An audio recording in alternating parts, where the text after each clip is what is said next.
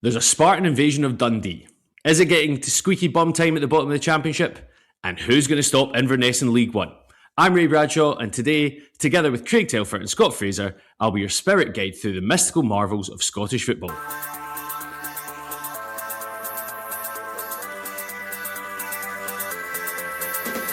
Hello and welcome to the Scottish Football Podcast, all the news, views and analysis you need on Tuesday the 17th of February.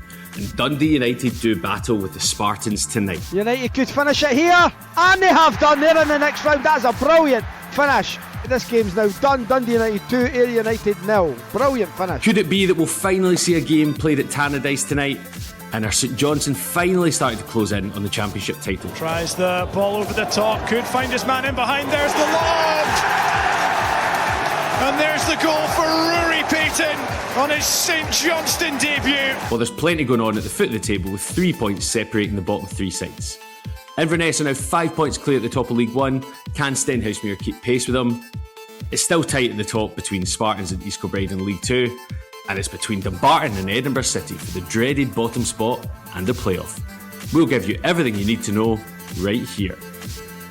The Scottish Football Podcast from BBC Sports Scotland.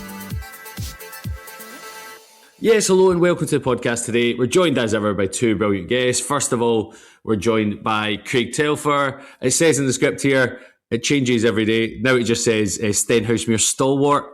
They've given up on your creative work you've done, Craig, I think. I think that's a fair assessment of your career at this stage. Pretty much, yeah. The way things are going, I think Stenhousemuir fan is now my defining characteristic. So fair play. Let's go with it. Why not? Yeah. Isaiah Whitelick's dropped down, so you've moved up. You just need to bump off Michael Palin, and then you could be the number one fan. Is that how it goes? That's it. Yeah, and apparently Marlon from Emmerdale. I love the collection. We're also joined by Scott Fraser, former Ross County, Dundee United, Hearts, Burton Albion. Scott, the script, it just says free agent, which makes you sound like you're about to join either WWE, Raw or SmackDown. I quite like that. Scott, so you left Ross County 2 weeks ago. What's life like as a free agent? Are you on the club hunt just now? How does it work? I've actually had a good sort of 2 weeks now. I think the travel from Dundee to Ross County just become a bit too much. My family hadn't moved up permanently, so they had moved up for the first sort of 3 weeks, and then after that, it was kind of me leaving Dundee at sort of 5:15 in the morning to get up there for training, and then I'd be back on a Tuesday for a Wednesday off, and then I'd repeat it on a Thursday morning. And by that time, it was just getting too much. So I had a good, honest chat with the club when the new manager coming in. To be fair, they were brilliant with me.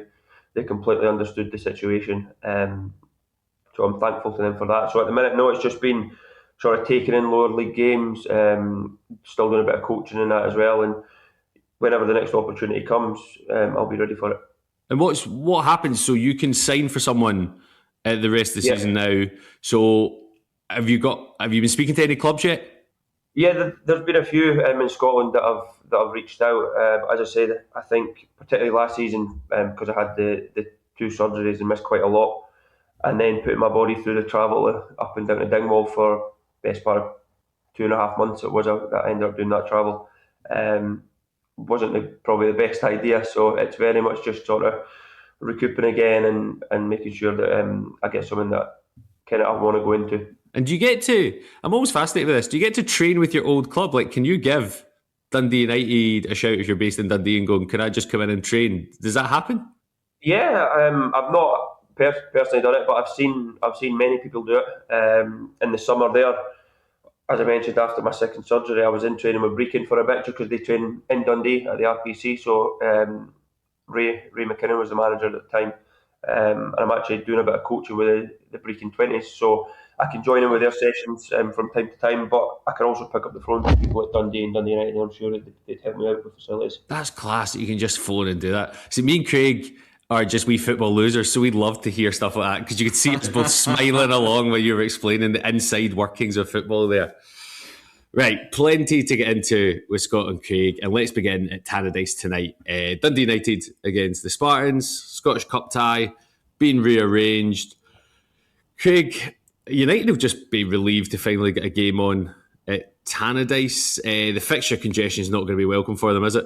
No, it's not. But I would say that they come into this match off the back of a really good win against Falkirk at the weekend. A really important win for them as well, given that if they have any aspirations of getting into the top six, beating Falkirk and trying to reel them in was a really important thing to do. I think obviously they were able to take advantage of some kind of ropey goalkeeping from Scott Bain, but on the whole I think it was one of their better performances of this season. And like I say, one they needed, after losing out to Hibernian previously the way they did. They'd kind of gone for a wee period sort of kicking their heels without a game. So I think that's a good start to this match. But I'm not sure what condition the pitch at Tannadice is going to be like. If it's going by photographs that we've seen recently, I don't think there's going to be much football played there. But I think that's if Dundee United win tonight, I don't really think anyone will care how it's been done. I think it's just really important just to get the win and try to build up that momentum and just try to get as many points on board from these games in hand as possible. Definitely. Scott, you started at United probably, over 100 games for them, I'd imagine. Was the pitch always this bad in winter? Yeah, it's always been, you were seeing yourself, there's a terrible slope at Tannadice. So like the tunnel area and all down that sort of side where the benches are. As you say, even when I was coming through, it was always something that you worried about. Something that I don't know how they can help it that much. Obviously, as I said, because the slope favours very much going down to that side. I think, as Craig mentioned there, I think everybody else will be hoping at Tannadice that they can get that game on. The weather up here has actually been quite good the last 2 days. There's been not too much rain. So hopefully the grounds, I'm sure, have been working hard on it. Is there a more Scottish sentence then? The weather's been quite good, not too much rain. That is the most Scottish sentence I've heard in a long time, Scott. Craig, we kind of go to you as our lower league aficionado in these podcasts. Do you think Spartans have got a chance? Yeah, I do think Spartans have got a chance. I think that if you actually go back to their first ever match as an SPFL club, it was in the League Cup group stage against Dundee United, and they won that match 1-0. And the Spartans went to see them a couple of weeks ago when they beat East Kilbride 6-0. And they're a good side. They've got 4 very, very big laddies at the back who can head and kick the ball all day, very solid at the back. 2 very good football players in the middle of the park, and James Cragen and Sean Welsh, players, of course, Ray, you'll know very well from their time at Thistle. And then the front 4, Martin McNulty at the spearhead, knitting the attack together, and sort of 3 very fast, dynamic players playing off them, like guys like Jamie Dishington, Bradley White, Mark Stowe. So I know how Dougie Samuel wants to play. They can handle themselves. It's just that they kind of come into this match after a 0-0 draw against Edinburgh City, followed up previously with a 3-3 draw against Elgin. So they're not in the best form at the moment after that 6-0 match against East Kilbride. But I do think they're capable of causing Dundee United problems. I can see them actually quite frustrating them. I think Dundee United are going to have to really dig deep to try to get the better of them. But I think this is going to be an interesting game. I think it's going to be a really interesting game. I do think the Spartans have got a very slight chance in this one. Yeah, I've seen Spartans. The 4 big laddies at the back is such a good description of them. They just absolute 4 heed the boss, which is what you want, isn't it? It's so good. For you, Scott, you've played in a lot of kind of cup ties. When you were down in England, you told us earlier before we started, you're sitting in front of Christian Eriksen's shirt when you played it. What will be the mindset for Spartans tonight? Do you think they'll be going to cause an upset? Will they try attack? Will they sit back? What are you expecting from tonight? Yeah, I'd imagine within their dressing room they're going there to get a result. It's a classic free hit, if you like. Their league is obviously the bread and butter for them. They're sitting a point clear in that with the game in hand, so that'll be their main focus. So this, as Craig said there, after their big win against East Kilbride, they then went through back-to-back games. So they'll be looking to kick on in some form. Whether that's just a good performance at Tannadice that can then sustain them in the league. I think if I was a betting man, I'd fancy Dundee United to get the job done tonight. I think if you look at their League Cup form as well, I think they went out quite early in that. So this is a chance for them to get through another round of the Cup. And they'll hope to keep that going in their league season. Yeah, you never know what United you're going to get, do you? There are consistently inconsistent at points, it feels like. When we look at the League 2 table, Scott, like you said, Spartans are a point ahead of East Kilbride with a game in hand. The bottom end of the table, Craig, it's kind of getting to that panicky time because it always feels like the bottom of League 2 is that kind of the end of the bathwater, swirling round, and when you get sucked out, Scott, you mentioned Brecon earlier. if you go down, it can be hard to get back out. Right now, looks like it's a two-way battle between Dumbarton and Edinburgh City.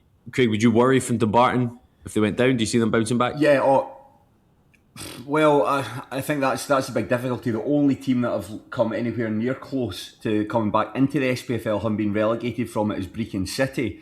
When they ended up losing out in the playoffs to, I think it was East Kilbride. In fact, they lost out in the playoffs. So I need to check. Yes, yeah. But anyway, I think what we need to see is a new mechanism brought in place to actually ease the transition between the SPFL and Tier 5. Because at the moment, it feels like clubs are facing an existential crisis if they drop down into the lowland leagues. It's like a lobster pot, very easy to fall into, but very sort of difficult to get yourself out. And I think that the idea of like having a playoff there to determine who drops down, I don't think that's the best way to do it. Something needs to be done to try and ease that movement. But yeah, I do worry for Dumbarton. I think that the decision they made when they got rid of Stevie Farrell when they were knocked out the Scottish Cup by Auchinleck Talbot, I think that was broadly welcomed by the Dumbarton support. I think that Farrell's time had probably come to the end a wee bit ago. But then to replace him with Farrell's assistant, Frank McEwen, I think they were just expecting continuity, more of the same. And I think that's what they're getting. Although Farrell's sort of let some players go, brought some players in, results on the pitch haven't improved. They got a good win over East Kilbride quite early on in his tenure. But since then, I think there's been like 1 point in the last 6 matches. And yeah, they're not great at the moment. There's a real stink around the place. And Edinburgh City, they're wait to see them when they lost 2-0 against East Kilbride a couple of weeks ago. They do have, I think they've got a bit about them, especially away from home. They're a good side. They like to go to the Spartans and get a point there. So I think that I think Dumbarton are going to be the team that finishes bottom. I think Edinburgh City will just have enough about them to move away. But if I was a Dumbarton fan, I'd be a bit worried about the state of play at the moment. Yeah, points deductions for both of them just doesn't help either. Dundee United v Spartans is live on Sports Sound on Radio Scotland Extra tonight from 7 p.m. Let's look at the Championship, and I'll come up with an issue I have earlier. Our producer said St Johnstone are running away with it now in the script. Him being a St Johnstone fan, they're not really running away with Thistle's game was called off and St Johnstone won unconvincingly, let's be honest, on Friday night. Daylight at the top. They weren't convincing against Airdrie, but neither was St Mirren on the Friday before. Scott, you've recently been playing in this league. The old adage is it's an incredibly competitive league. Tonight, Morton host Dunfermline. Morton are in danger of getting pulled into the relegation 6-pointer. Your old club, Ross County, back bottom again.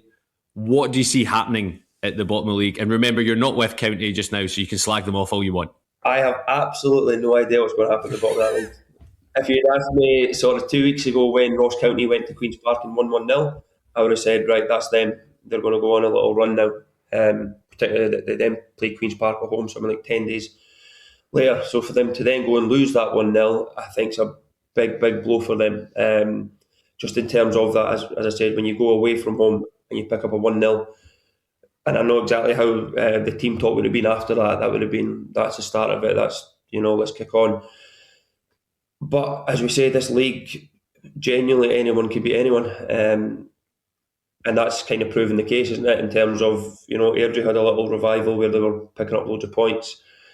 Ross County, as I said, got that win, and then they beat from Morton as well, which again is a hard place to go to Capello. But if they're looking to get out of the problems that they're in, those are the games that they really need to go and win.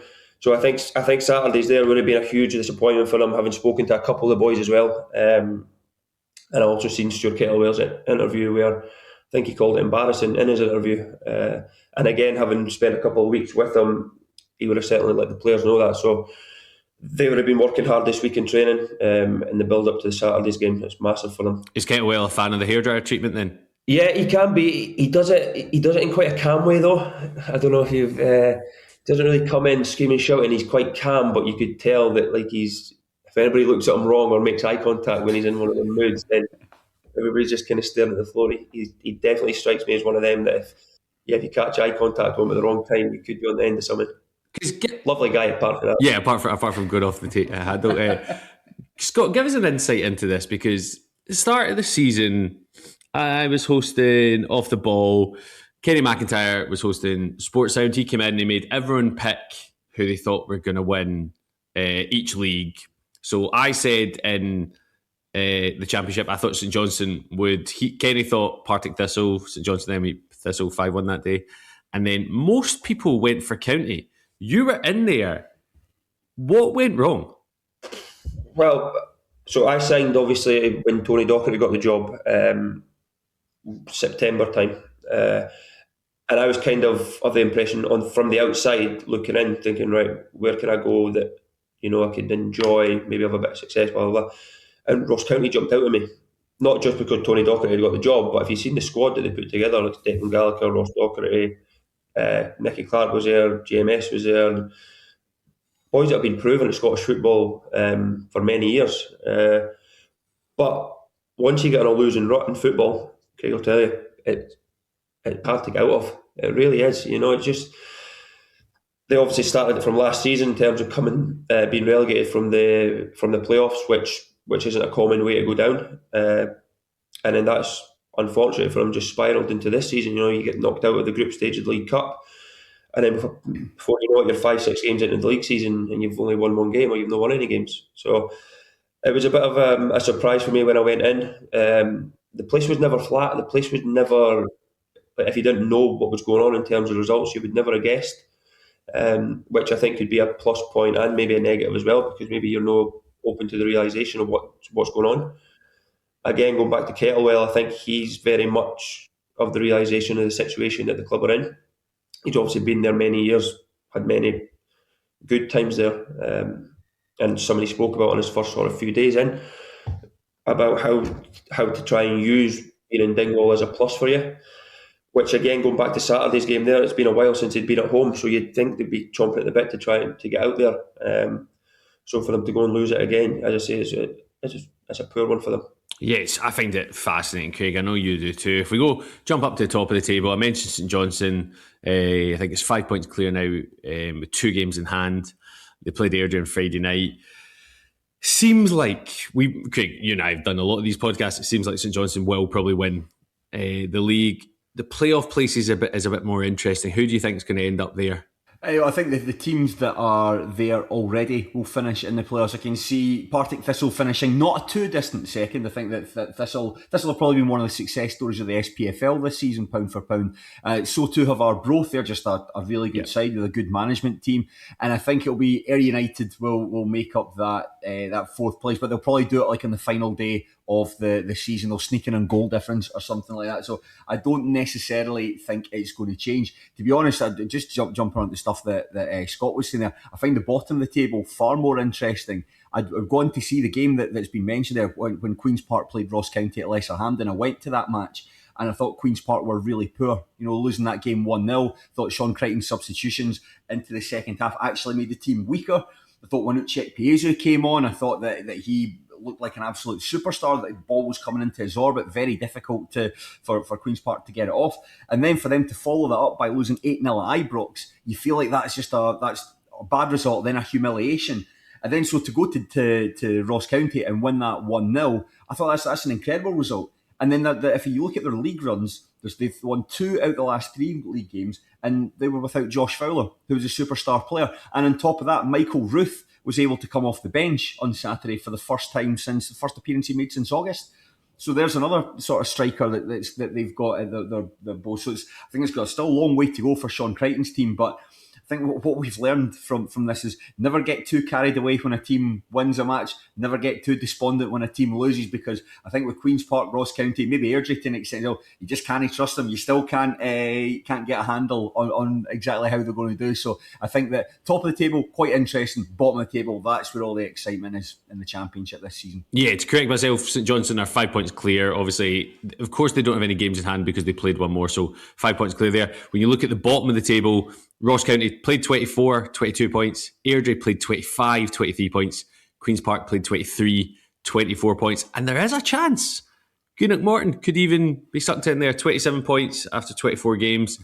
Even as you go up, you don't realise how tight it is. From 5th to 10th in that league, 7 points separating from 5th to 10th.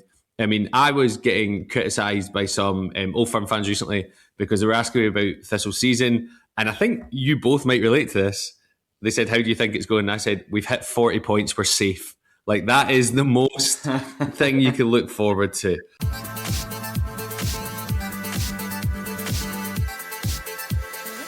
Finally, what Craig's been waiting for, let's have a look at League One. The League One table, similar to the Championship in the Inverness top league, 5 points clear. Now, Craig, do you think that's them going to motor away? Do you think there's still a chance your boys can catch them? We'll wait and see, because they play each other in Inverness on Saturday, and it feels like that's a must win for Stenhousemuir. I think that the past couple of weeks couldn't have really gone any better for Inverness Caledonian Thistle. They have got over that blip that they had around sort of Christmas time, and the weekend there to go to Accies, get a 1-0 win. I think they had to dig in quite hard to get it. They were certainly the poorer side over the second half, but with Stenhousemuir dropping points against Montrose, Queen of the South losing to Alloa Athletic, it's going to be very difficult to see anything other than Inverness Caledonian Thistle going on to win that division. So, huge game on Saturday, and I just think that from a Stenhousemuir perspective, that's 2 draws in the last 2 home matches against Peterhead, where they had to score 2 goals, bang bang, right at the end of the match to tie that game, and against Montrose there, where they just looked a bit flat at the moment. The Warriors, I know they've got injuries and a couple of key players are missing. Like Ross Taylor's been a big miss for them, but it just feels like the team are they're going long a wee bit too often. They're trying to win like set pieces, which they're really good from, but it feels like they're not creating much from open play.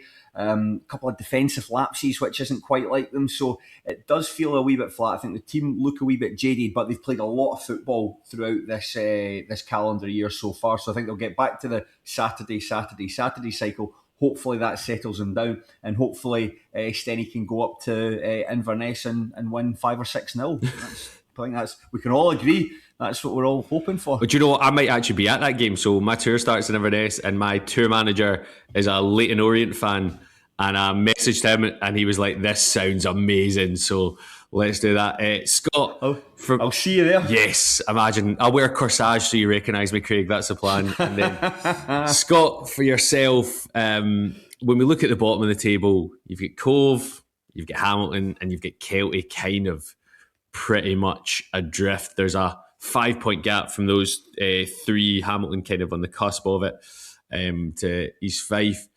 The points deductions for Hamilton Aki, another penalty they've been hit with. They'd be in a playoff spot if it wasn't for them. From a player's point of view, would that affect the players, or is that something that wouldn't really be mentioned? I think it would affect you when it happens. I think the next day, the day after, you don't forget about it, obviously, but you've got the focus on the football and the training and then on the games. And I don't really know what else to say about them. I genuinely feel sorry for the players and the staff and the fans, because, as you said, they've won 11 games this season. Only Inverness have won more. So the fact that they've been able to sort of get hit with these blows and then recover sort of tells you everything about the character and the sort of the mindset in the changing room that they've got. Obviously, John left, and then Darren McKinnon's come in. And I seen a little bit of their game Saturday night. I actually thought they looked good. I thought they looked good in spells. I thought Inverness obviously won the game through a set-piece goal, which will be disappointing. But in terms of the overall game, I thought Hamilton were good in the game. But you take away the points deduction they've had. I think that's must be about 20. Is it 21 this season they've had or something? 21 points in total, and they also had 15 last season. So that's unfair for the players and for the fans. It's really, really hard for them. But as I said, I think the character and the resilience that they've shown in that to be 11 wins, still be off the bottom of the table, is credit to each and every one of them. I think for a Kelty point of view, I think they're 5 without a win. They need something. They've obviously got a young manager, Tam Ware, who's in there at the minute, so he'll be learning loads. So I think they'll be happy that Hamilton have lost more points. It keeps them sort of within touching distance of them, because out with that, you're looking at Cove and Kelty, and they could be away already. It's just Scottish football is just brilliant, isn't it? When you look down, everyone keeps talking about obviously the Premiership title, because that is exciting, but you look all the way down, there's conversations about every league, and it's just superb. That's all we got time for. Many thanks to Scott and Craig, and thank you for listening. Remember, we're here with new episodes of the Scottish Football Podcast bright and early every day. So to make sure you don't miss out, subscribe on BBC Sounds and have push notifications turned on in your phone. Big game for Dundee United tonight against the Spartans. You can listen to that on Radio Scotland Extra from 7 o'clock. And also, the best bit about this kind of podcast is if you listen back slowly, you can have a look to see what team Scott doesn't really slag off, and that's probably the one he's in contract talks with. Thanks for listening. Goodbye. It's petty, it's ill-informed. Are President Trump's cuts having an adverse effect on research? It's pandemonium. What number's that in the periodic table? PD, number 47. I don't know.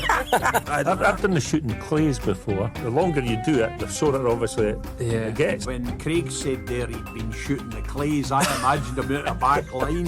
Somebody's washing, you know. William Shatner, his secretary, contacted me to say, when Bill has a question now and again, can he contact you? And then one time he called me up and he wanted to know, David, what is a photon? I'm thinking, this is incredible. Captain Kirk wants to know what a photon is, you know? I once met a guy who referred to a globe as a ball map. A ball map. A ball map. Look at the ball map. What we normally do is spin the ball map and we see where we go on holiday. The Off the Ball podcast, available every Monday on BBC Sounds.